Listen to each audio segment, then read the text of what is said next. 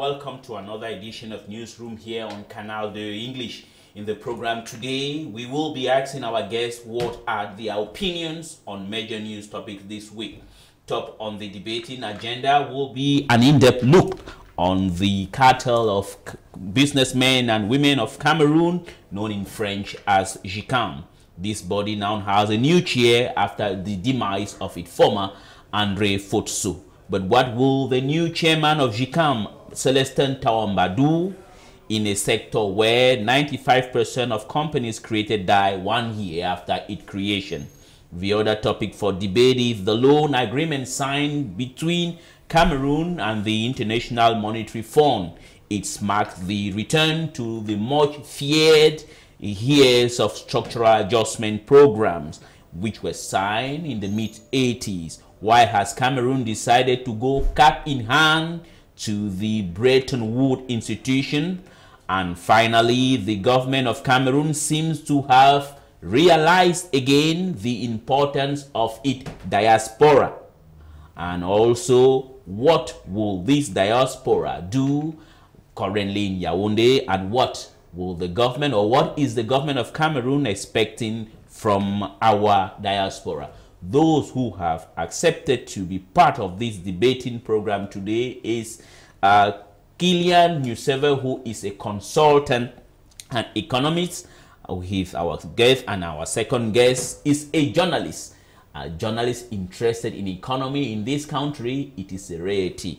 He is working for the Loan Daily that is focused on economy. It's called Le Quotidien Économie. He is the Douala bureau chief, and his name is Joseph Roland Njoti. He is here with us. It is a pleasure to have you here on set. It's also a pleasure for me to be on your platform today. Well, before going into the nitty-gritties of our debate this morning, I would first like us, if you permit me, while waiting for Kilian to come on set, to start a kind of our icebreakers, which is a kind of warm-up to our debates, the topics that we have announced, which are the topics announced are GICAM, the IMF loan, and also the diaspora. Well, before going into it now, I'll start with you. As you are the lone person on set while waiting for Kilian to be around, is what are your, or what do you make of the recent waves of appointments in the army and also the universities? I'll first of all start, with your permission, with the army. I think that the head of state actually finally understood that it was time to appoint, or to decide to appoint new generals in the army, because most of our top officials in the army were already retired, and also seriously aged. So when we look at the recent appointment, we see that general in the armies like General Asso Imane and the rest, there are about 6 who have been thanked by the head of state. We see that they were already of an advanced age, and it was time to actually entrust, or to actually choose young soldiers who can actually conduct or manage our army. We see people like Colonel Lubazal, who was appointed general in the army. We have some top colonels who were at the forefront in the fight against Boko Haram in the Far North region. I mean, the commander of the B was also be appointed general, and so on. We also heard that the general of brigade, Chemu Hector, was appointed major general of the army. That is the deputy chief of the defense staff. That is going to assist the General René Claude Meka. Yeah. So I think that it was time to decide to appoint new generals who are not that very old, who can actually be capable of going right down there on the field and make sure that things are done properly. Yes, let me just stay with you now. Those changes are good because they want to rejuvenate the army and reward those who are in the front fighting against Boko Haram and other hotspots in the country. The problem is Asueman is on retirement, if I'm not wrong, and 6 other generals have gone on retirement, right? They are all 6. They are all 6, including right? General Asueman. Asueman. Now, Rene Zaymaker, I don't know, some indiscrecies. Some people say that he's almost in code, right? Blind. Why should he still stay at the Chief of Army Staff, right? Joint Chief of Army Staff. Why should they not send him as well on retirement? You as a journalist, that's a difficult question, and I think it's only the head of states who can actually give an answer, serious answer to this question, because it is not, according to me and according to some of our colleagues, it's not normal that he should be keeping Rene Claude when we know that he had difficulties of visual difficulties, and even he cannot even listen when you're talking to him. You have to get closer to him. He has those difficulties, and which should have actually, it would have been good if the head of state decided to also allow him to go and rest, so that somebody else can come and manage the entire army. But I think that it is only the head of state who can decide, who can tell us the reason why he's still keeping him at that particular position. Yes, only the head of state. But now about Hector Chomo, if I'm not wrong, is that a guy? Hector Chemo, yes. Chemo, he comes from the northwest. I think it is either between the northwest or the west region. Yes. Yeah, because the problem is that, because I saw one of our correspondents in Yaoundé. We went to school at Saint-Cy. Yes. I mean, that famous military school in France. In France, yes. Through which most of our generals passed, yeah, during exactly, their training and so on. Yes. Which means that we are going to have an army commanded by people who respect the rule of law, not people who can abuse easily. Yes, that's it. We expect that maybe, according to some analysts, people are thinking that if the President of the Republic has not allowed General Rene Claude to go and rest, it is because he's preparing General Chemo, to replace him in the upcoming months or years, and so on. Yes. Now, about the army, except you have something on another addition, is about, beside the army appointments and reorganization, we have also at the universities, we have seen some appointments. I think at the University of Boya, the trophy for most students there was the... Is that Professor Nalova Lyonga has been replaced? Yes. I think this was one of the main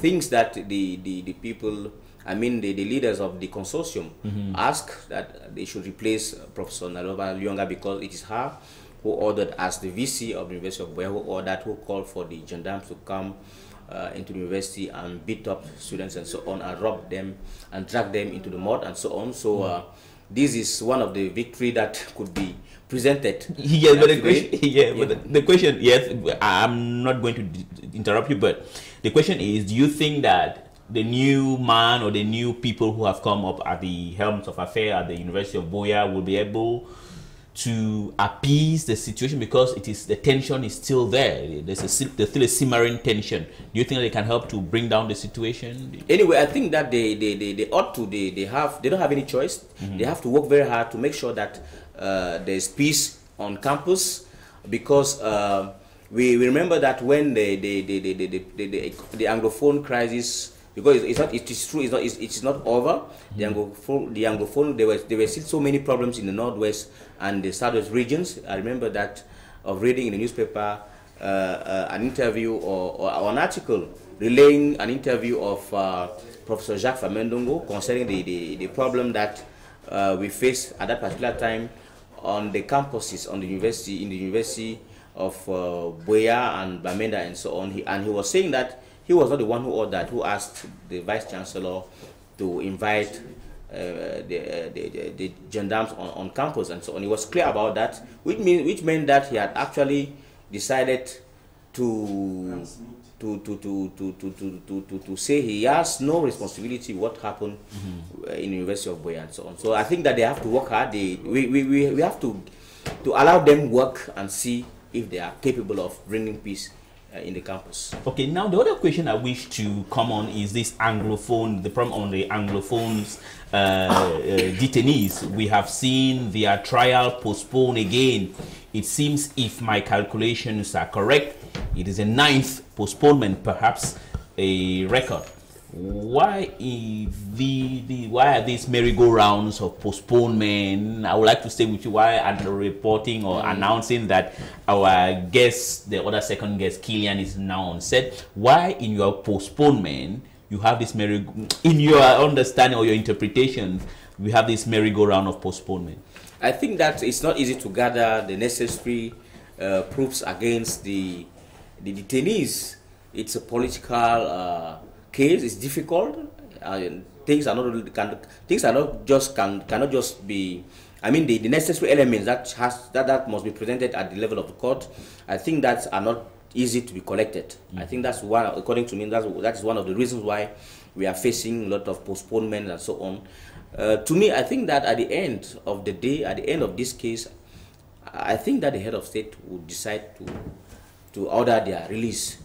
Because according to me, that's what I think. Because we have seen so many cases like that where people have been invited to court. In fact, cases where journalists are included, and after 2, 3, 4 years, they decide not to talk about it again and they abandon the case. I think the problem here is gathering the necessary proofs, elements that can actually show that those of the consortium who are in prison today are responsible of what they have been accused of. Which means that in a way, if you are unable to have proofs and then you have detained somebody, it shows that maybe you have not worked, you have not done your homework properly. Yes, it's kind of a trump up charges on them. Now we are receiving here on set, we had announced at the introduction that we'll be having Mr. Killian Newsroom, who is a consultant and an economist here on set, but we are not going to go into the nitty-gritty right now about the economy. We are going to talk about this like a warm-up to the basics of our debate. I'll take you also on this Anglophone crisis and the Anglophone detainees who are currently detained at the Yaoundé prisons, number of them. So what is your take on this fact that, if my calculations are correct, we have a record postponement, 9th already? Why are they still there? Why can the government not just accept and free them? Thank you for welcoming me, Mr. Smith. It's a pleasure. I must tender my excuse for coming late. No problem. I stay on the other side of Douala, across the bridge, and you know the work sites. Exactly. There's a lot of, I don't know, organization, whether it's perfect or imperfect, who are dealing with it like that. So I'm sorry to be late. But now, coming to the issue of the Anglophone crisis and the detainees, I think of recent there was the higher Supreme Council of Magistracy. And the head of state for me is the chief judge. So all those delays and judgment, as he has the other panelists has rightly said, they're waiting for the chief judge to pass his decision, to take a decision. And if I can judge from what I heard from Metin Bandam, who is the counsel of the defendant, he actually said the same thing, that of course it's a political process. Exactly. This prosecution is political, and only the chief political executive can start it on it. So not belaboring it, I think that's what the cause that we are going to find. Okay, let me just still remain with you. Don't you think that we stand a chance if these people are not free?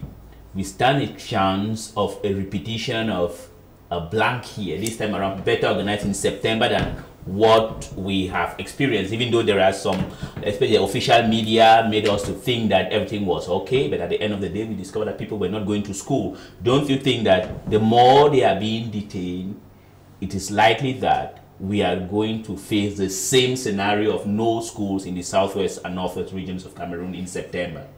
Of course, I've had time to say this in the other editions of Newsroom, that if we had taken 6 months from October without solving the problems, the holidays is only 3 months. It's very easy when you look at the dynamics, when you look at the mechanism that the government used. A very slow government, I don't know. whether the decisions making, they have to consult a lot of people and so on. If from October till now, cruising and they had no solution, at that pace that they are moving, do we think that in 3 months' time, which is the holidays, is going to solve? No, I don't think. We had a cry on that when we had an indicator, a green light on judicial suspension, where we thought they were going to liberate. And again, I had a comment here to say, look, you know, sometimes there can be a request from the council, but the court is sovereign, it can still come and decide. But that sovereign court, again, depends on one person, who is the chief judge and is the president of the republic. I will come back on you. Don't you think that the Cameroon government is a matter of pride? They don't understand that it is not a matter of victor or vanquish. To them is that the consortium were some small petty guys, Anglophones, who are defying them. So now they want to prove to them that they are the lords of the land. I also believe that there's a kind of there's been a kind of strong fight or battle between the younger ones and the elders. I think they are behaving like elders, showing that we are going to show those small kids or those children that we are the elders, brothers or fathers and so on, and they have to respect us. Because from what we got from some members of government is that those small guys were not very polite. They were arrogant. Despite all the proposal we made, they refused. What do they think they are? I think that's a problem. And as I was saying, I was really saying the head of state, who is the chief judge in this country, is the one having and controlling all the cards. Yeah. He can decide one morning that, okay, this has to stop here, and it will stop. And moreover, it's difficult to gather the necessary proofs. Remember the case again, the bishops or the religious leaders in the Northwest. It's difficult.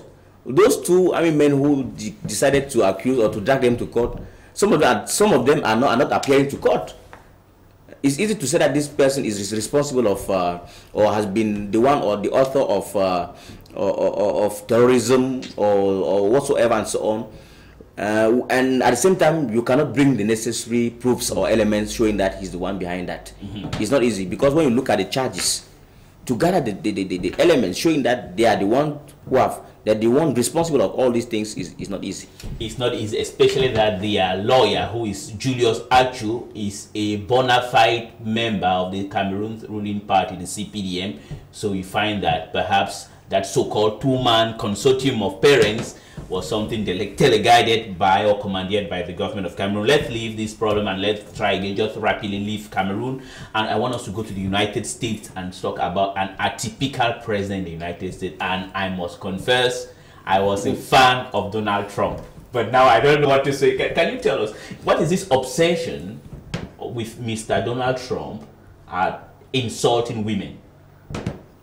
Well, but if we are explaining from this other end, but there's some closer patriots in Americans, his countrymen who have started removing some videos back 2005, indicating how he used the arrogance in which he treated women. And we should not attribute it for the fact that he has money or that he's a rich person. There are rich people who are very respectful of women and so on in the United States and across the globe. I think that's his character. And he, even though politically speaking, he was trying to shed that, and people try to window dress. You know, a president of the republic is a political product. Sometimes you want to brand it to look like something that is different from what it is. But unfortunately, Donald Trump is what he is. And you know, when somebody owns money, you remember it of his because he has money, that kind of ego, the way sometimes the character sometimes is stronger, and then people take it for arrogance. So when you have money, unfortunately, and you have that kind of a character ego, it will always surface but this America is not like that. America is a hospital. It's a diversity of races and so on. You need somebody who can federate all these people. When you have a person like that, and to begin with, Donald Trump, from what I read, has never been a good manager. They are thinking that he has been a manager. He has not managed a corporation whereby shareholders are different individuals. It's something, a legacy he inherited from the parents. And you know, if he speaks in his firms and you oppose him, he can sack you. So now he's now in the White House where there is what you participative management or administration, and he needs to include people in decisions making. Yes. And that's where it's difficult for him. He's getting it difficult for him, and I think the way he behaves, some dictators in Africa, especially within the sub-region, will be very happy, like the people like Obiangema Mbazogo and Denis Sassou Nguesso, who have their children governing around them. But let me ask you this question rapidly. Tell us, does it mean, in your opinion, that the American democracy is at threat, as most people seem to be floating the idea already? No, I don't think that. I think America is a different country. It is quite, not only is it very big, with people coming from various origins and so on, and their institutions are very powerful and strong. It's not easy for somebody, for an individual to come and impose and change all the rules in one day. It's not possible. Yeah. He will surely spend his 4 years or spend his 4 years term and leave, and somebody else will be elected. Moreover, for example, when he was campaigning, I thought that he would not be elected. But at the end of the day, they elected him because the people wanted to have somebody special and different, and they have got it done. Now they are complaining. I think they have to stand, they have to be patient and let him finish. And he doesn't only have negative qualities, he also has very good qualities, like the very big contract he went and signed with the king of Saudi Arabia. Do you think it's a wonderful contract? Yes. Do you think it's a big quality that has created problems already? Wait, because he promised to create jobs. And you know, when he was elected, at the time he was being elected, there were about 95 to 100 million jobless people in America. These were things that were not shown to the whole world, but these are things that are serious. States like, or cities like Detroit, Detroit, Michigan, were like abandoned, were like towns that were bombed. That is where there was nothing, a lot of poverty there, and he's coming back with a big contract from Saudi Arabia worth $380 billion US, out of which $100 billion will be oriented towards the industry, the industry of the industry specialized in the production of weapons. Weapons, yes. And the rest will profit certainly to the other sector of the industry. That is a very big deal.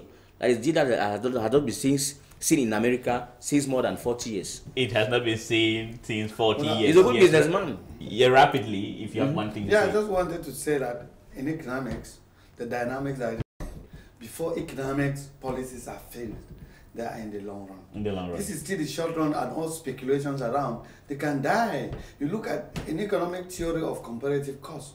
The country, he was talking about America first. Now we are now clamoring that you are signing a good country. You have to close America and forget about those people. It's not Saudi Arabia to develop his country. Yes. That's what he showed us. But the reality of Trump is that he's going to discover that his international policies, that is grossly negative, is going to have an adverse effect on economics. Don't forget that they have a deficit balance of payment with China. Yes. And now, American goods are very expensive. Okay. If they have to block Chinese goods, they will be in problem. America will be poor. America will be poor. All right. Well, and America is highly indebted. It's highly towards indebted. China. It's true, but I also remind you both and our viewers that after that, a contract from Saudi Arabia, we have the fact that Saudi Arabia today is bullying Qatar and want Qatar to close Al Jazeera, which is the flagship media house in the Arab world and for the third world countries. But now we'll be going into the nitty-gritty of our debate. But before that, Dominique Meme has prepared, as usual, the headlines of the program this week.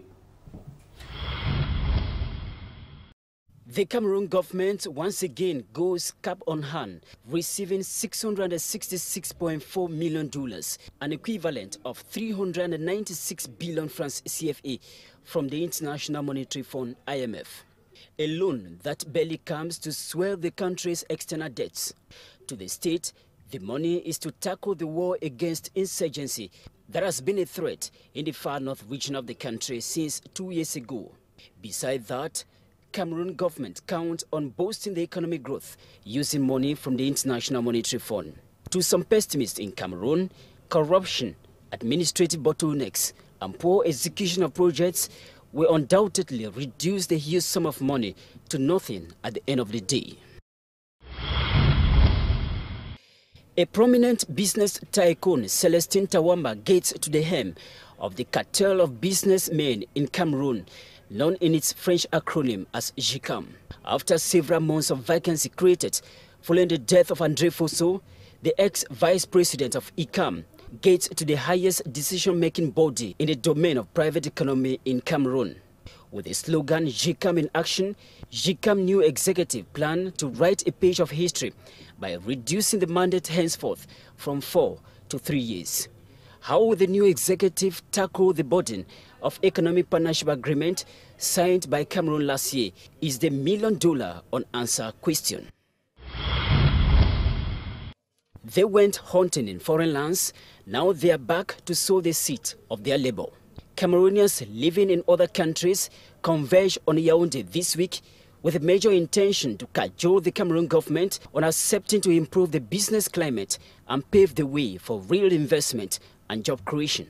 Cameroon Diaspora Forum showcased the know-how of fellow compatriots that have found solace in other countries. But as they take steps to gradually invest back home, they have not stopped asking for the adoption of a bill that will permit double nationality for Cameroonians wishing to naturalize in other countries. In sport, the indomitable Lions of Cameroon retained from the 2017 Russia Confederation Cup with their tails between their legs. The 2017 African football champions were reduced to football dwarfs as they came face-to-face with other continental football champions. Coach Hugo Broos made no surprises in his interviews rather than expressing hope for a better future for the national football team.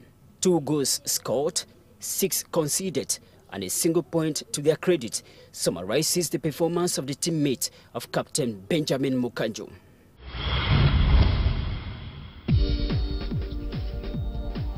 Well, that was the headlines there prepared and presented by our one and only Dominique Meme. Well, we'll be going now, as I said, into the crux of the nooks and crannies of the program, which is, we begin with GICAM. GICAM is a kind of cartel of businessmen of Cameroon, and today, or they recently elected or appointed, it was a kind of communist way of doing things. Because then it was a list system that's meant to be a hideout of Cameroonian liberal businessmen, but they are not courageous enough to do a kind of competitive election. But now, the question I would like to begin with you, because you were there, and now tell us, is that thing not just a kind of hideout for businessmen with little or no influence in the course of things in Cameroon? No, I don't think so, because the business cartel GICAM is the most powerful business cartel in the country. There are others. In fact, there are other business cartels, and moreover, in terms of weight, in terms of weight, I think that GICAM, in fact, gathers most of the big businessmen in Cameroon. When we look at their at its weight, it's about 10,000 billions CFA francs. That is more than 60% of our GDP, of our gross domestic product, which is 16,000 billion CFA francs. So, in terms of weight, GICAM is very important in the economy of Cameroon, and those present there are usually present in the industry sector. They have big companies employing people, and they also pay a lot of taxes to the states. They pay a lot of taxes. Most of them, we know that Cameroon, for example, in terms of taxes collected every year, gather or is capable of mobilizing an amount of 2,700 billion CFA francs per year. When we look at that figure, we know that those of GICAM are the main contributors. So we cannot say that it's a hideout where we only have people who have no influence. No. Okay. It's a serious business cartel. It's a serious business cartel. Do you share that very glamorous image that our friend and colleague Roland Joseph has just presented? Apart from that, a very strong economic institution can be a reflection of Cameroon as a whole. Because even if you are as strong as me and you have no institutional protection and policies that can make you be viewed from the point of view of what you. I think GCAM is institutionalized to become a mouthpiece of entrepreneurship in Cameroon, and its membership is only strong pedigree of big companies. From that perspective, you understand that it's supposed to be an important institution to showcase Cameroon's business abroad and internally. Because I remember, if you want to really invest in Cameroon and you get to that membership, interacting with those businessmen, their opportunities are exposed to you, and you can easily diversify, and it creates economic growth. But again, we know this GCAM since long, and if you go to the economic growth rate of Cameroon, you see that it's stagnating. So I say any powerful institution can only be a reflection of governance in terms of economic policies, and then we cannot go beyond that. Okay, so this is my contribution to this. I'm sorry, sometimes I don't want to talk about France, but I'm forced to, because this thing seems to be a carbon copy of MEDEF. Yes, in France. In France, right? But in France, MEDEF has an influence, because he was trying to say about that's where you have these strong major businessmen, and he says it is at the reflection of the country. In other terms, in France, MEDEF can influence the government's policy and try to create an enabling environment. But here in Cameroon, GCAM can't do anything. Doesn't mean that it's just a wasteful organization. No, you cannot say GCAM can't do anything, because But what have they done? Since about 5 or 4 years that we've been covering GCAM every day, the activities of GCAM every day, we've seen that most of the reforms carried out by the government in order to improve the business environment were reforms based on the proposals made by the members of GCAM. So, but we cannot forget the fact that GCAM was created in 1957 by the French businessmen who were present in Cameroon in order to defend their interests. At the beginning, it was even managed, or its activities were conducted by a French businessman, and it continues like that till 1988, with the coming in of Samuel Kondo, one of the big Cameroon businessmen, and after that he was replaced by André Siaka, who was the longest serving chair and so on. So at the beginning, yes, it was like a carbon copy of MEDEF in France, but it has changed. It has changed really, because we cannot accuse France today of stopping GCAM from doing what it wants, because we have so many businessmen in Cameroon who have joined GCAM. Why? Because they've understood that it is through GCAM that they can evolve, they can develop their businesses properly, and so on. So things have changed. And it now comes now to the new members of GCAM to defend their interests and to encourage the government to give them more. To encourage the government to give them more. I will come back on you, Killian. Late André Fotso used to complain, I think, which still remains valid, that they want to focus on the small and medium-sized enterprises of Cameroon. Yes. But the irony is that he complained that most of those companies do not even outlive their creators, or sometimes not more than a year. But since then, what has GCAM done to make small and medium-sized enterprises in Cameroon to be modern and then to be long-lasting? It comes back to my diagnosis of the fact that the economic environment is created by government. Yes. Whatever GCAM is going to do, and they've been doing a lot. The only thing they can do is exposure. Expose those people to opportunities of investment that are existing. But now, those companies, those small and medium companies, come in a fiscal policy in Cameroon that that's very aggressive. You simply know that wind up.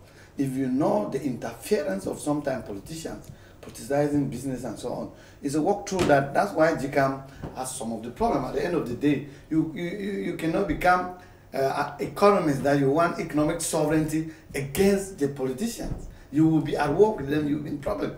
The economic blueprint of this country is written by the politician.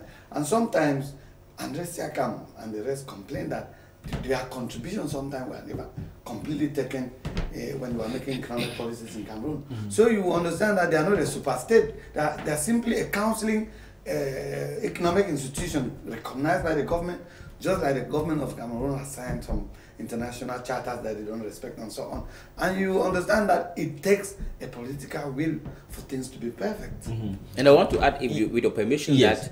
that GCAM cannot impose things to the state. For example, in France, why is that MEDEF is very powerful and intervene at the higher level of the state? It's because the state allowed it. Of course. Political will. And in Cameroon, at times we, from my impression or from my analysis, I used to think that maybe the government is at times afraid of allowing GCAM to go so fast, because the proposals made by the economic operators are proposals that demand a lot of work, a lot of discipline, a lot of rigor. Are you trying to say we have a government of lazy people, no rigor, hence they don't want to have rigorous people? The head of state said it himself. He talked of inertia. So His speeches at the end of the year, year, he's a lazy man we have himself. to shake up the administration to make sure that they are capable of working hard to make us, to help us, because the administration is there to help the private sector deliver the good, because it is the private sector that creates wealth and jobs.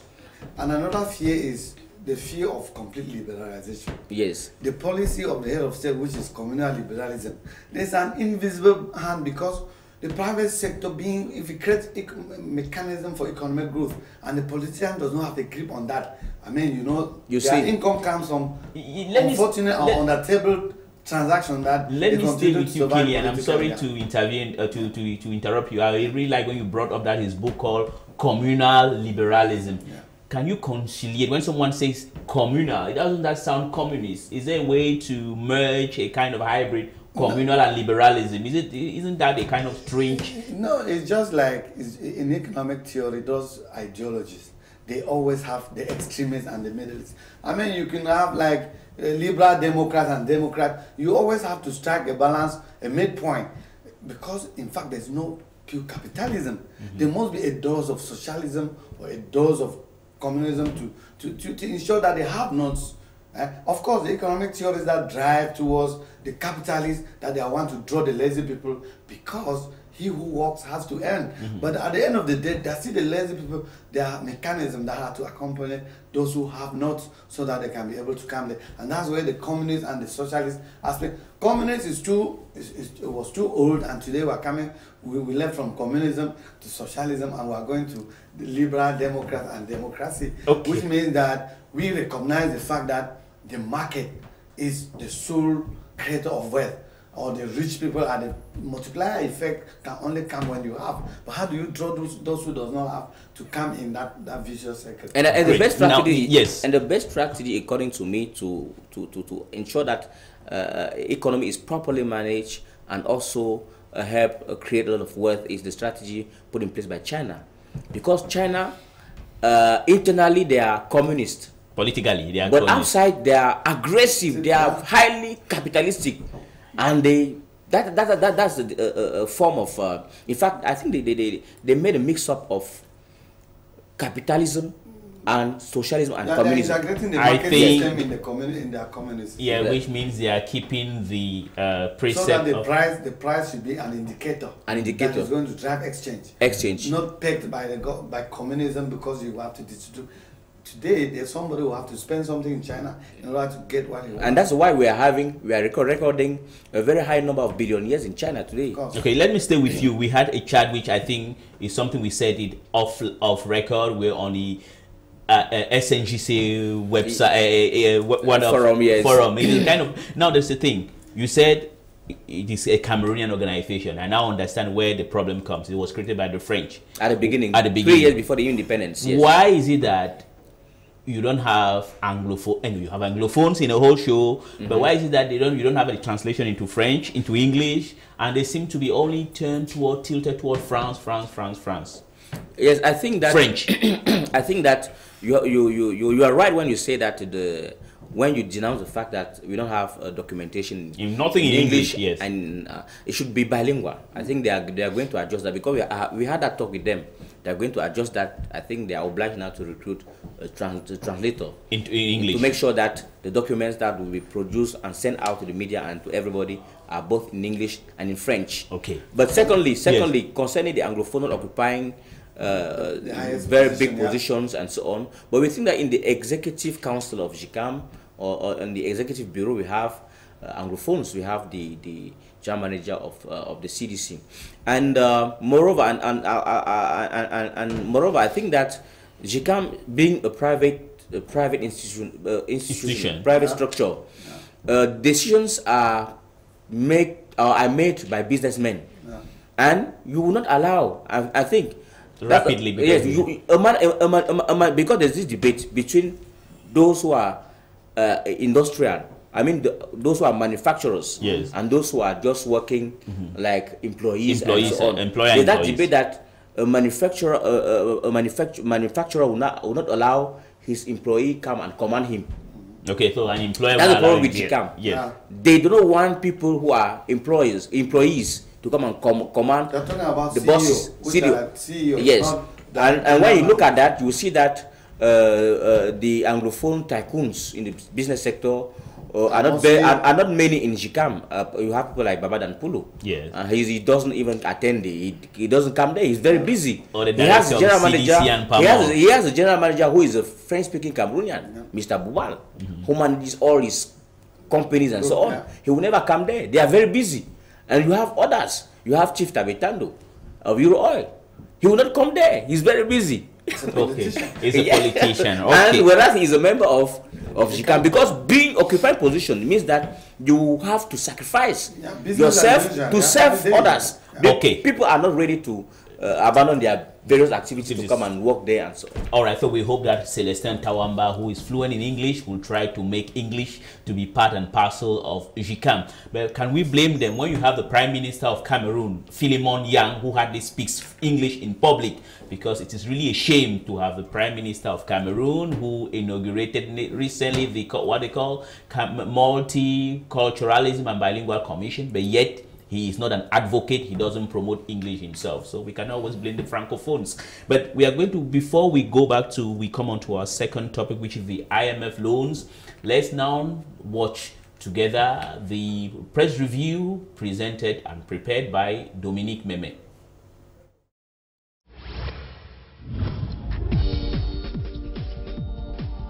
Professor Nalova Lyonga flushed out of the University of Buea. The Rambla newspaper says the major challenge the new chancellor will face is on how to remove workers of the University of Buea with fake documents. The Rambla points that the mayor of Buea got admission into the University of Buea with a single advanced level paper. The paper says he got a degree, is now pursuing higher certificates at the moment. Ledusai newspaper thinks an Anglophone woman has been named rector of the University of Ngaoundéré. Professor Ufe Chinje Melu, formerly director of Miprumalo, has been moved to the higher education family. How to better war against Boko Haram? Paul Biya named 11 new army generals, with Ledu Sahel giving details of General Joseph Numa and General Sulai Blama, all from the far north region of the country.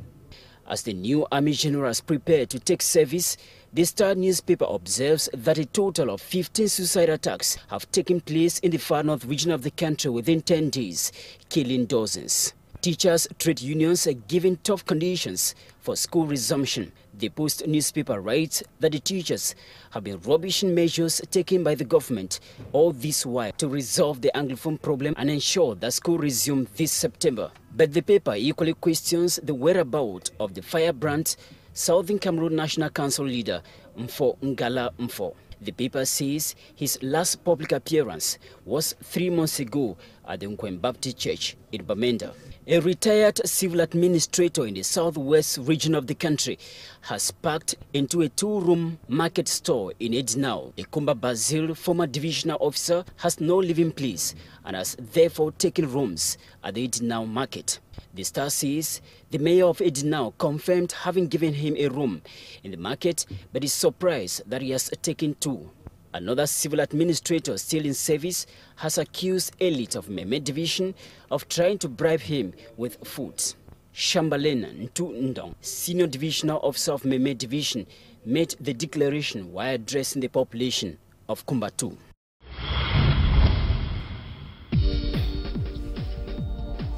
Well, that was the one and only Dominique Meme, and what stropping were those at the claim of the senior divisional officer for Meme that the elites of Meme wants to bribe him, not with cash, but with food. Maybe he comes from a part of Cameroon that are people are so hungry. The desert. Perhaps that's the reason. Okay. Now, let's come back to something very serious. It is quite shocking that the Cameroonian government, well, to their discharge, they are not alone. The entire sub-region, that is the CEMAC region, or let's say globally, all the commodity-based economies are crying, but their tears are not the same. As far as the CEMAC region is concerned, they are almost bankrupt.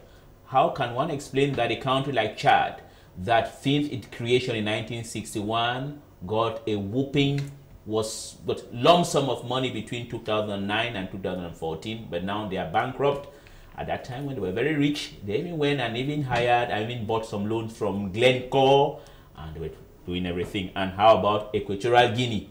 That seems to parade herself like the emirate of the equatorial region. Now they are also in red, and they were just saying sometimes that in this ocean or in this region where everything is in free fall economically, the only man standing was Cameroon, not because of the strength of its formal economy, but the informal sector. Before we get into the nitty-gritty of this debate, let's listen or watch this report that I did here, not very far around the streets of, well, while waiting for our technician. But before then, now I would like to start with, okay, the paper is ready, and it doesn't talk about the formal economy, but the informal sector, that seems to be the only or the only stick onto which the Cameroonian government was standing, but that sector is also under threat. That is the informal sector.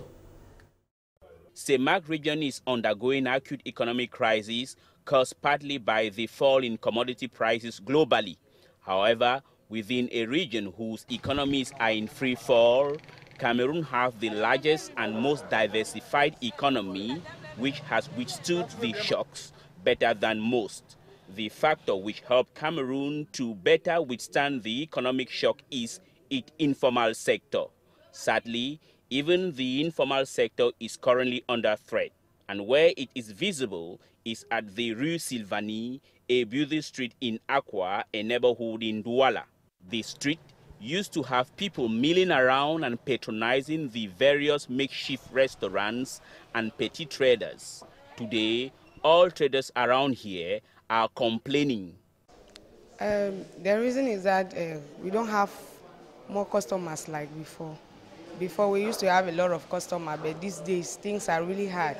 Yes, so most of them have left. Maybe they have gone to look for other places in their quarter, or they have retired. Yes, because of their age. But the problem we are having now is the customers. We don't know whether it's the companies that are closing down or maybe they are transferring to other places. While expecting that last Monday's loan agreement signed between the International Monetary Fund and Cameroon could improve the fortunes of ordinary Cameroonians, the demise of the informal sector seems far more worse than thought. It's the truth. Things are very, very, very difficult, because at first it was not like this. We were buying 1 kilo, 1,800. Now it's 3,200. So we are not even able to have even 500. So things are not just moving. There's nothing. There's a great difference now. For Cameroon, whose formal economy grew at 5.8% in 2015 to 4.8% in 2016, with a trade deficit which stood at 6.5% of its GDP in 2016, as opposed to 2% in 2015, seems to have entered in the trajectory of economic crisis like most of her neighbors. Well, that was not the formal economy, that was the informal sector, where we know that when we're Cameroonians, we're very happy that the informal sector was where we were standing, rather than Congo, Gabon, Chad, Central African Republic, but that sector is a threat. Now, let me begin with you, Roland Joseph. Now tell us, why is it that this country, the structural adjustment program in the 80s, and then I think 2006, our debt were council, and there was this talk around that New Africa, we started saying that we are out of the bushes, but now we are back into the Bretton Woods institution, cap in hand, begging. Yes, the truth is that we've never left the IMF. because they've always been there to advise our head of state on how to manage their economy and so on, and they did a marvelous job between 2006, the period during which we concluded the program called the Highly Indebted Poor Country Initiatives, after which we benefited of debt cancellation. So I think they've done their job. The problem is our countries. What do we do of all the money that we benefited from the debt cancellation? The money was misused, and there are economists here in this country who denounce that, like John Elie Smith, for example, who said, be careful with the money now that is flowing now. Let us see how we can manage it and invest that money in the productive sector, that is in the industrial sector. Yeah. It has not been done. Yeah. That was the time during which we were supposed to start investing on roads, bridges, and dams, but we didn't do that. We waited for till 2011 before starting doing that, and we abandoned the industrial sector, which was a big mistake. That's the main reason. And at the end of the day, today we don't have any money. We don't have enough money to carry out our projects. We are now obliged to go and borrow from left and right and so on, even borrowing internally, that is on the national market. Yes. That is the real reason. And also the situation of Cameroon and the CEMAC region in general, I mean those countries depending on raw materials like oil, shows that the real worth of a country is not oil, is not diamond, is not wood and so on. It is the human capital. It is the human capital. So our countries need to invest in sectors that can help us transform our environment and for long. And for long. Transform our environment and for long. You are by training Cameroonians seriously. By training Cameroonians seriously. Now, when we have an economist like you on board, right, on set here, now, can you tell us, I know some Cameroonians said, all right, we are better than Equatorial Guinea, we are better than Gabon, we are better than Congo, but the sad truth is that the 6 member countries of the CEMAC region are in crisis. And he said it's the problem of management. Do you share that idea that we squandered all what we had? Of course. And it is even substantiated by the fact that they started the drive for corruption and embezzlement in Cameroon. So you can understand where the money went to. Apart from that, apart from even the embezzlement, for a long time in public opinion, we have revealed that the Cameroon's budget, annual budget, is a consumption budget at 60%. You know, irresponsible governance is exactly that. What did we do when we were fine? So that, okay, we can cut down the strength of the life of the government. Government members, even the number of the government members that will have 60-something. If you cut down, you know, to run a private cabinet, to run even a cabinet of a ministry, it's a lot of money. We just needed to structure the size of the government, do some savings for all these times, and you will understand we'll be coming to the loan, the amount of the loan, which is simply just 10% of the annual budget of Cameroon. You understand that we are going to borrow 10% and take the whole nation on media to be talking about it. People, and when you talk a lot of money, Cameroonians think that it's much money or that we're indebted. No, the point is not indebted. What do we do with the money? That is it. That's the question. And how do here? When I look at all the presentation on it, nobody tells us the rate of interest. Nobody tells us when there's a period of grace before they start paying. All those things we don't know. You started from the informal sector. Can you imagine that if a country is now dwelling on informal sector, then it's a dead country? An informal sector is a sector that the economy does not have reliable statistics on it.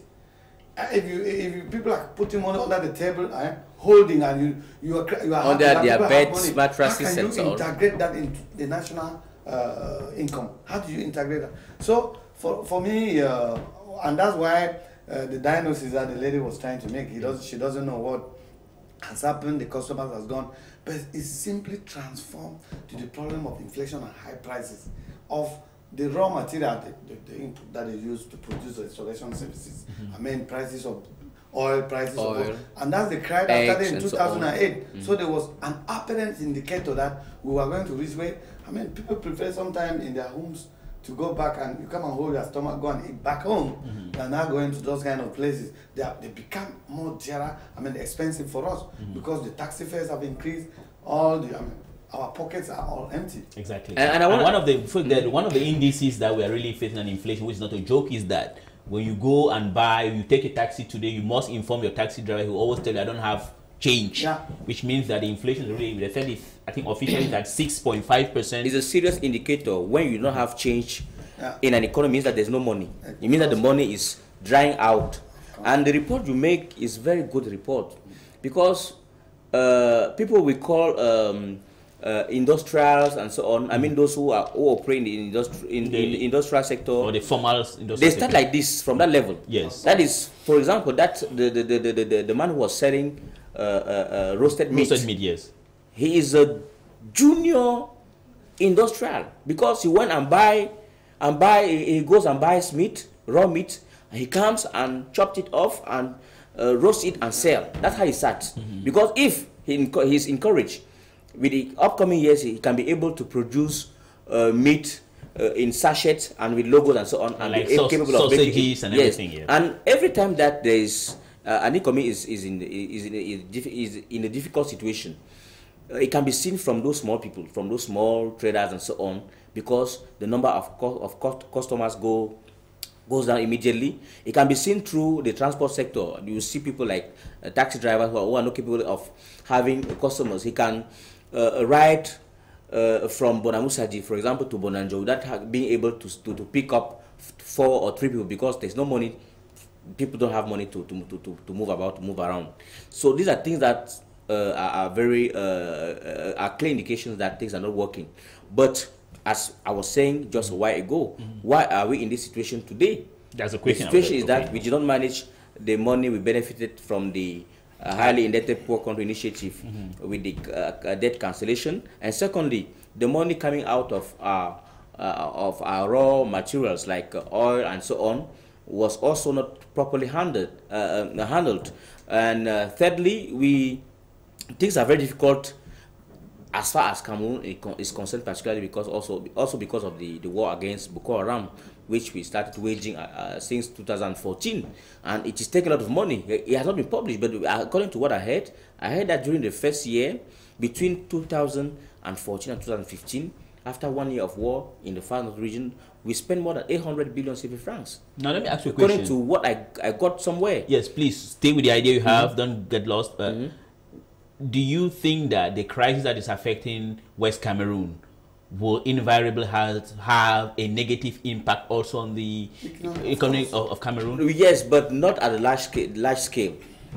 Not at a large scale, because despite the fact that there has been crisis for months in the western part of the country, the people, in fact, our brothers on that side did not actually stop the economy from operating, despite the fact that there were some days of ghost towns every Monday and Tuesday. Yes, for example, it was well organized. So what I wanted to say is that the real problem, the real reason why we're in the red, or we're in difficulties today, is all those elements that I'm trying to bring up, to come up with. The fact that we didn't handle the money we benefited from. Governance. Yes, and secondly, we did not also make a good use of money coming out of coming from the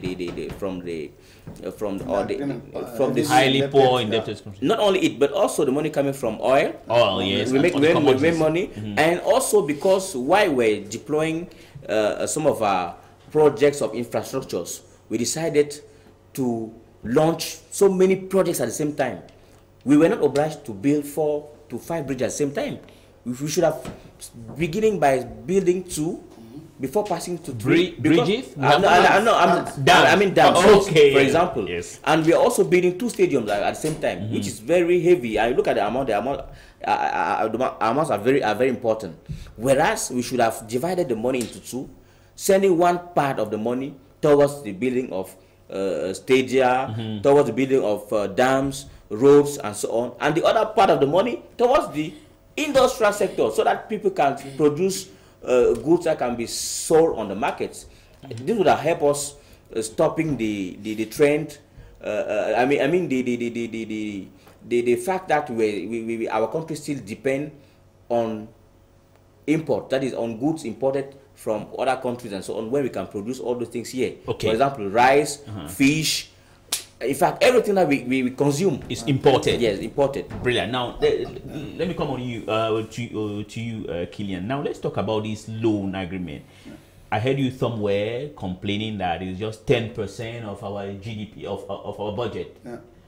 But what is the problem in it? Because try to explain to a man or a woman who is watching right now, this is a big amount of money, and now you are trying to just say it is nothing, just water it down as if it is. I didn't say it's nothing. Yes. I'm simply saying that there are indicators, economic and financial indicators that we need to educate Cameroonians.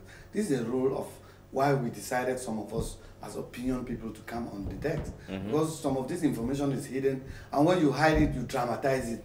And if you give correct information, people that's why in America they say if they had a press without a government, people can go on their own when they understand this statistic, and they get developed and they get economic growth. The simple issue is that Cameroon has an annual budget of 4,000 billion, and exactly that amount is 10% of it.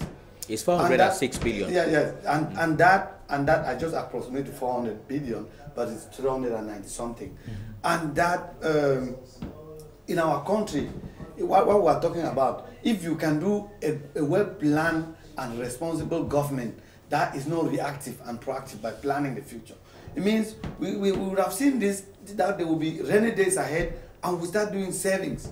When you look at the way they come and justify the budget in parliament, you never see whether there were excesses, whether there were deficit, whether what was. We don't have what we save from the government. But now, yes, as you were telling me about... Yeah, before you come down, I want to ask you something. When you say they come to parliament to justify, is it not also the fault of our MPs who were not able, perhaps, or who are maybe illiterate as far as economy is concerned, to squeeze those ministers to tell us why this on this or so and so project?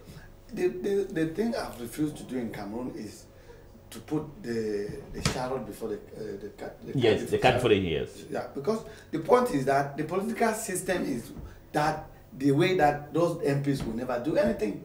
Have you ever seen the private members become to obstruct or to block all those things? No. And then the political structures is that our MPs are not given the structure to have economic advisors that are paid by the state funds, legal advisors, and so on. So, and then the timing of the bills that they bring in the house, they have no time to study and so on. So in that case, I have always called that parliament a window dressing institution for Cameroon. So for me, I don't want to go criticizing individuals, because the political will define a system that include everybody, transparent, for even contributions that we are having here can be some sort of consultancy to deputies and so on. But the system does not accommodate, does not provide for that. So I answered that question for me. Brilliant. Yes, come back to me. This 10%, I'm looking at this budget. Imagine that you are saying all of us, I mean, the CEMAC region countries have become poor. Yeah, because of what he has said. In irresponsible governance. Imagine that as a head of your family, you have a salary. That you know that you must save part of that salary. I mean, the government behave as if the savings of the government must be Cameroonians who are taxpayers each year, and how they know that they can increase taxes and so on. And coming back to the informal sector, do you know that one of the problems is the fiscalization, illegal fiscalization that comes from council?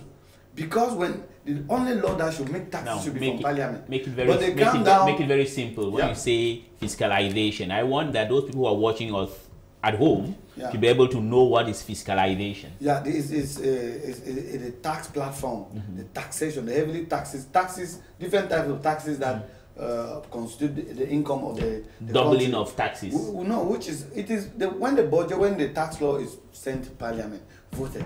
I don't understand that there are deliberations at the level of the council for mayor to put funny tax and come, and those tax affect this informal sector that we're saying. That's one of the issues that should be addressed. I've been in that sector as a management consultant. When you are down the ground, you see people come and see small places, and you don't even know how they got the capital to invest in that thing. The factor cost of those people is not taken into consideration. Don't know that tax is a cost to a businessman.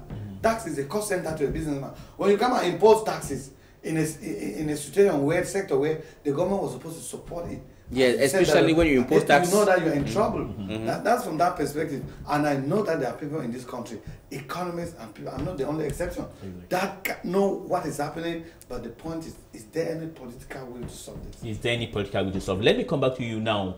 When I don't know whether I was somehow a prophet of doom, trying to say everything is bad, because, but do you think that there is something good that may come out from this, going back to the Bretton Woods institution, cap in hand, to beg for money? Yes, I think that things will never be the same. It can be seen from the communiques published recently by the Minister of Finance. For the first time, we who monitor the economic sector, it was the first time for me. It's the first time for me to see that the Minister of Finance has published a communique giving an account on how the budget of the year 2017 is being executed, with figures related to the money collected, figures related to the money invested, which is very interesting. What makes you think that? Is it not just is a serious indication, because in the past we didn't have that. As he was saying, but the budget was executed. Nobody told us that, or didn't bother to tell us that how it was. The money, our money was spent and so on. They just come with a new budget saying that this year we want to collect this amount, and next year they come, they say we want to collect this amount, maybe we invest this. But after that, they never come back to tell us this is how your money was spent, and it's changed at this level. Secondly, when you look at the circular that was published recently in the newspaper, I mean that of head of states, instructing the Minister of Finance, the Prime Minister, and so on, to on the things that they have to do to make sure that the budget of the year 2018 is well executed. From that circular, when you go through it, you see that there are many things that were never seen. For example, the head of state has ordered that the state personnel must be physically counted. And we remember that the SDF produced a document, a very interesting document, concerning those invisible state personnel, civil servants, fake ones, who get salaries at the end of the month. Yes, ghost salaries. For example, who get salaries at the end of the month when they are not present at the job site. For example, it is 8 billion per month, and from the calculation made by the SDF, it is more than 80 billion every year. And since 20 years, when the calculation is made, it is almost 2,000 billions that we have lost because of ghost civil servants who come and get salary at the end of the month. I remember when the Minister Abba was still in function at the Ministry of the Economy and Finance. He carried out a kind of operation to clean up that sector. And what happened? And we discovered at that period in 2006 that there were people in the civil service who had up to 10 salaries, 12 salaries at the end of and it's a problem, and that's what the IMF is condemning. That it has to change. And I think that the Cameroon government has just signed a convention with the IMF to obtain a loan of 666 billion, as it was million, as he was saying. It's almost 400 billion CFA francs, and it is a program. The program is called ECF, Extended Credit Facility Program, which requests that we should adjust our tax system. We should also make sure that there is transparency in the management of money related to tax, and finally we should also diversify our economy. So this means that the government must show an example when it comes to managing the state funds. Okay, I would have wanted to ask you that question, but I think I will turn towards Killian to ask, right? Isn't it kind of strange that since 20 years we have been having ghost workers, and we are not able to computerize or digitalize our public service? What makes him, he's quite optimistic. I don't know if you share that optimism, thinking that this time around it is going to be digitalized or computerized in a way that we will not longer have ghost workers. We'll be able to put aside that 8 billion francs wasted to ghost workers, to other uses? I don't share the same optimism with him, because in 2013, the head of state came and said that, yeah, his people have failed him, his entourage. So if the only indicator for me to be happy is that it's coming from the highest person of the republic, fine. If we want that kind of analysis to say, okay, the president of the republic he has said it this time, does he have the means to make it happen? Did he have the means to make his communal liberalism happen? No. And that is a blueprint political document that brought him to the Supreme Majesty and his militants and the people in government for so long. So it's going to be a techno-political problem that will be difficult. We have had this coup. I mean, the head of state and this Cameroon government has the best speeches and the best programs that are under the table. Our fear is the application, even the constitution, even the law. The point is, how are we going to go so far today? Is it going to sweep the whole collaboration? Is it going to renovate the political human resources and bring in people that love this country, petrol? Because now that one aspect he said was the ghost workers. The ghost workers, yes. But the heaviest aspect of his corruption. The heaviest aspect that's going into cracks is corruption and lavish, the kind of extravagant lifestyle of the government, which is a political problem. That if you want to save this budget, you can save 1,000 billion from Cameroon 4,000 budget. This budget has always been inflicted on the shoulders of Cameroonians because it's a tax-oriented economy where the major income is fiscalized. And then, as you are saying, you have seen state corporation, state companies that were supposed to produce and even to go. They are instead taking money, they come and mismanage, and the president will make special measures to provide this billion, Cameco. You see what is happening? Those are attitudes. Those are administrative and management attitudes that we need to encadre, we need to circumscribe to make sure that we save money for this country. There's no way that companies, and now the story has come, they started talking about public companies, the restructuring and so on. But are they dealing with the same Cameroonians?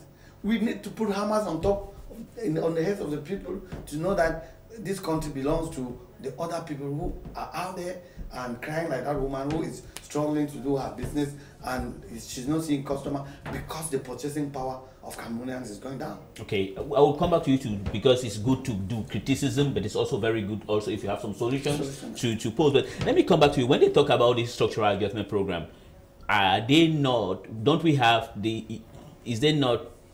see that we are going to go back into privatizations and all the government programs of massive employment or recruitment within the civil service? Don't you fear that all those things now should be shelved? It is finished, all those projects? No, all those projects are not finished because the IMF is okay with the government, has agreed on this point, according to which the government of Cameroon must continue investing in grand and big projects. Yes. Because you cannot have an environment where companies are capable of producing enough when you don't have roads, when we don't have energy, when we don't have water and so on. We need to produce, of course, but we must have roads to help our people working, for example, or present, for example, in far-fetched areas, to remove those goods from villages and to take them to the city. It's very important. So after that, but the problem is that the International Monetary Fund is saying that you cannot and you will not embrace many projects at the same time. Which means that all those different major construction projects, one of them will be dropped. Some of them will wait. That is clear. And that's why I was saying that I am optimistic with the fact that the IMF has is now asking us to adjust. Why? Because when you read the circular of the head of state of this week, you see that, for example, as far as for example the budget, the functioning budget is concerned, for example, we see that, for example, ministers will not be allowed, or I mean state officials will not be allowed to renew their cars every year, for example. It has never happened. But every year that's music to the ears of people. Every year they were buying new cars. Now it is clearly indicated, and it is the Minister of Finance has been summoned to ask all those people looking or asking for cars to make a clear inventory of their of the necessity of the car they have and the number of years, which is different from what we saw in the past. So like the state was a kind of big cow that has to be milked and so on. So, and when you go through it again, you see that that circular, according to me, is like it was written by the IMF, by the International Monetary Fund. Things are going to be tough for civil servants now, because their money that they used to squander into to spend anyhow is finished. Which means that the informal sector is going to suffer the more. Not informal sector. The informal sector. I mean that the ordinary woman can only suffer if, for example, the money that is supposed to be invested is not invested. Because why is it that the investment budget was not spent? It was not spent because civil servants were instead interested by the functioning budget, the budget that they are to spend very fast. Let me they always call more than 100% of execution rate every year. Let me ask you a question. Will all these signatures, all this agreement with the IMF translate itself in the creation of jobs? One, and the second one, before I leave you and go to Killian to bring some proposal, is why is it that all these major construction projects, we know Roosevelt did the, how do they call it, the New Deal, which relaunched in the American economy. Why is it that in Cameroon and the CEMAC region, you hear Lokpanga, all the thing, but it doesn't translate into the creation of jobs?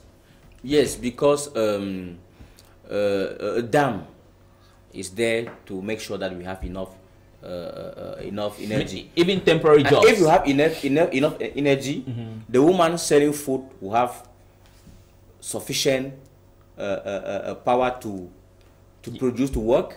But if they cut off regularly, you will not be able to work. Okay. So you see where the difference is. That is, we must have enough energy, quality energy, to be able to work. Okay. For example, if not, you'll be obliged to go and buy a generator, to go and buy let's say oil or petrol to put into the machine to make it work. At the day it will be very costly.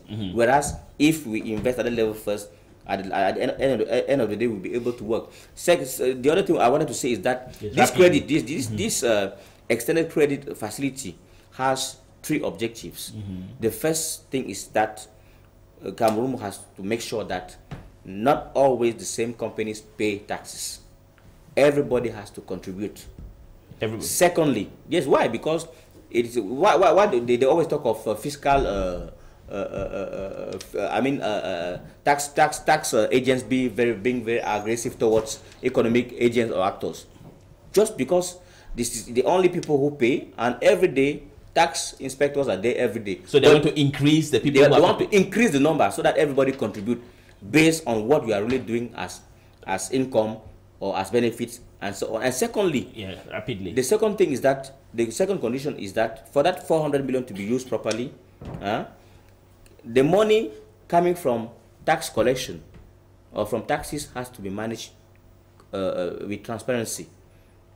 You see, and finally, the other part of the money will serve to invest in the productive sector, industry, and so on.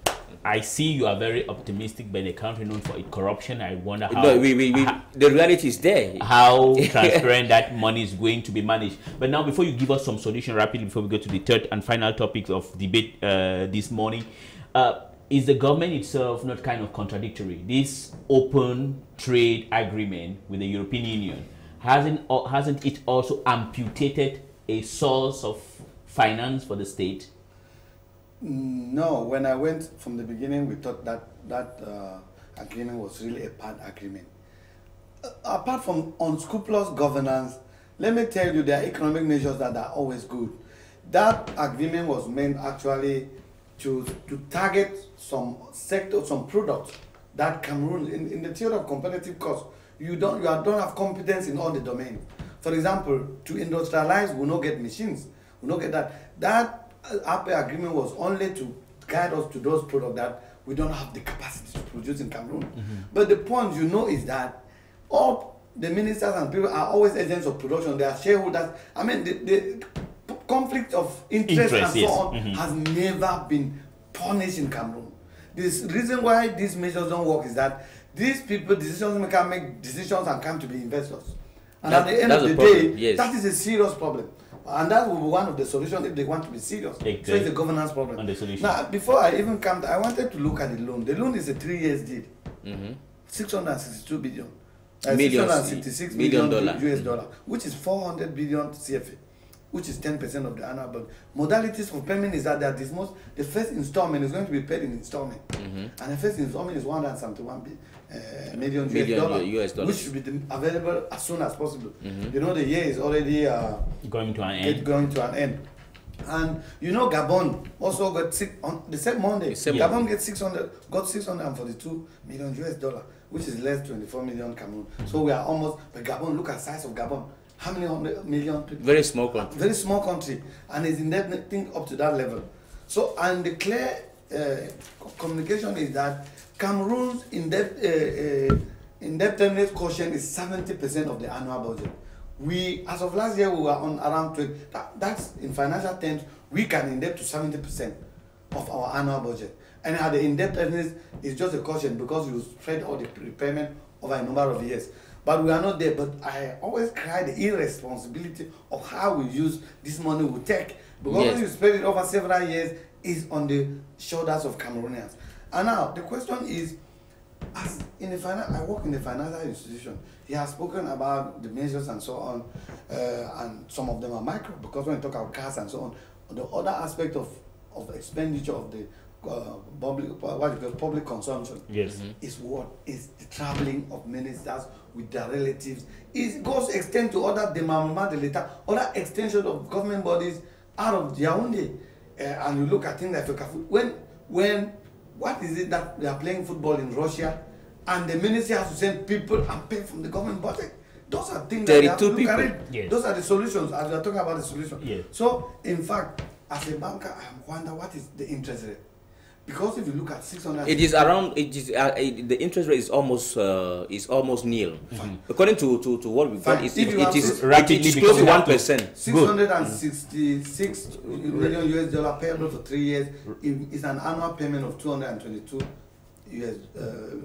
million US dollar. Rapidly, because so we have to go. In fact, it is nothing we can pay this. Our annual budget for the guidelines is showing that our budget is going to go to 4,500 billion CFA. We can pay it, but how are we going to use this money is the problem. How are we going to use the money is the problem. So I'm sorry, this is a very interesting topic. We would have even stayed the whole day today to debate on it. And when we have brilliant participants like you guys on set, it is quite interesting. But we'll be going to the third and final topic for the day.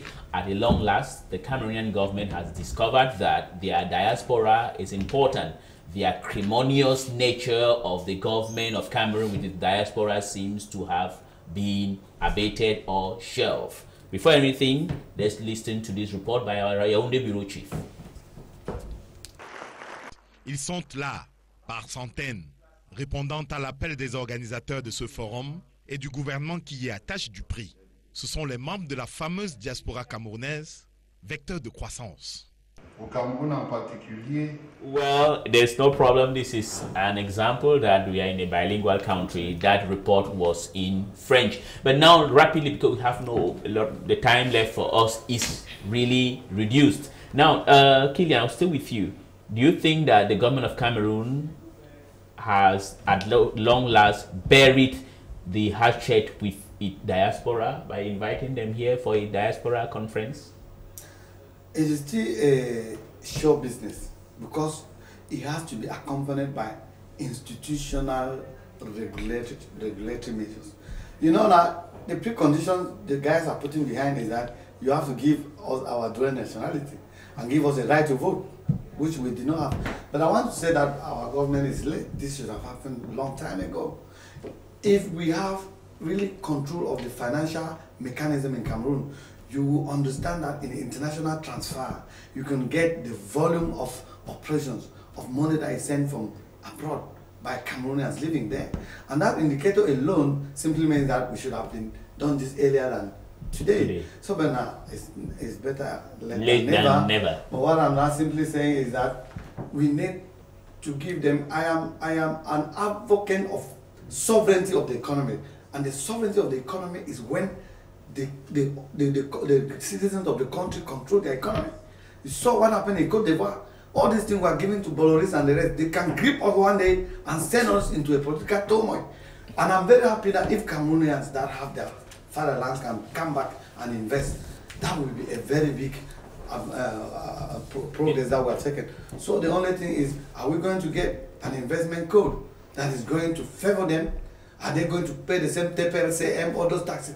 Those are measures that you do to exactly attract those kind of people. There's no reason why a Cameroonian should pay the same tax with an expatriate as a businessman. As a business. So this is the advocation that we're going to have abroad to see whether it's going to take place. Exactly. Well, I also think because one fear for the Cameroonian, I had a Cameroonian official whose name I will not expose here, said the problem they have with the diaspora is that if they allow them to come, all the Bamenda will come here. So it's a kind of generic thing. They say they have a lot of Anglophones out. They are afraid that they will change the dynamics of things. But it's a good thing now that they have a different perception. You, as an economic journalist, what is your take on this diaspora conference in Yaoundé? Yeah, I think that the President of the Republic is a very wise man. You remember that before the actual President of France was elected just some months ago, he made he granted an interview to RFI in France, in which he was talking about his political program for Africa. And he said something which was quite very surprising. He said he will rely or he work closely with the African diaspora and the African students who are abroad. I think that declaration did not fell into somebody's ears, into somebody's into a deaf ear. And the question I would like to ask rapidly is that so Paul Biya would have waited for Macron to speak before recognizing you have a very good diaspora. Because we are not yet free. Don't forget that. Oh, we are not yet free. It's not. It is not a joke. The presence of France in Francophone Africa is very, very, very. Is there. It can be felt. So I think that President Biya, who has always been very careful about the Cameroonian diaspora, has finally understood that it is in his interest. No, it is in his interest to make sure that our brothers who are abroad are with him, so that what happened to others should not happen to us or to him. Because why is it that some of our brothers who actually wanted to organize a forum of the diaspora in Burkina Faso and Cote d'Ivoire were stopped by Yaoundé? Why were they stopped? Is it that since many years back now, the Cameroonian people have been asking, I mean, of the diaspora, have been asking to meet the government? It was not easy. But this time, you saw how the Prime Minister was at that event. And all the members of the government were present. There were people who were pro-CPDM who were to come. Yes, I think that things are going to change because I also see people who are neither in the opposition or neither with the CPDM who were also there. Okay. Like the Dr. Simo at in the United States. In the US, yes. Okay, thank you very much, gentlemen. We have really exhausted the time that we were allocated for this program. I would like to thank you very much, Kilian, for having come accepted to participate in this program today. Thank you very much. I think the job we have to do, not everybody is going to become a minister. Our objective is always to contribute our own quarter to nation building with our own ideas, and we hope that is going to be taken. And we want to thank you very much, Roland Joti. Thank you very much for inviting me. I hope you will invite me next time again. I will always invite you here. We are very free. And it's on that note that we are putting an end to this program for today, Saturday, the 1st day of July 2017. Next week here will be my friend and colleague, Kejang Henry Atembe. And from all of us here to all of you, have a very good weekend.